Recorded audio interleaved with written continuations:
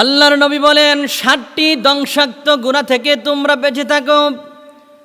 ইজতানিবু আসসাবাল মুবিকাত, নবীজি বলেন 60টি ধ্বংসাত্মক গুনাহ থেকে তোমরা বেঁচে থাকো, যে গুনাহগুলো করলে তাওবা ব্যতীত আল্লাহ রাব্বুল আলামিন মাফ করবে না। এই গুনাহগুলো হচ্ছে সবচেয়ে বড় গুনাহ।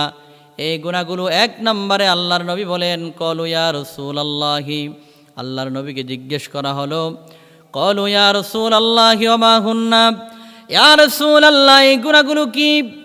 আল্লাহর নবী বললেন 1 নম্বরে ক্বালা শিরকু বিল্লাহ, 1 নম্বরে আল্লাহর সাথে শিরিক করা, ওয়া সিহির 2 নম্বরে জাদু করা, ওয়া কাতলুন নাফসাল্লাতী হারামাল্লাহু ইল্লা বিল হক, আল্লাহর নবী বলেন কাউকে নির্মমভাবে অন্যায়ভাবে হত্যা করা 3 নম্বরে, 4 নম্বরে ওয়া আকলুর রিবা সুদ খাওয়া, 5 নম্বরে আল্লাহর নবী বলেন ওয়া আকলু মালাল ইয়াতীম, ইয়েতিমের মাল ভক্ষণ করা, 6 নম্বরে ওয়াত্তাওয়াল্লি ইয়াউমাজ যাহফি, যুদ্ধক্ষেত্র থেকে পলায়ন করা, এটাও একটা কবিরা গুনার মধ্যে সবচাইতে বড় কবিরা গুনাহ।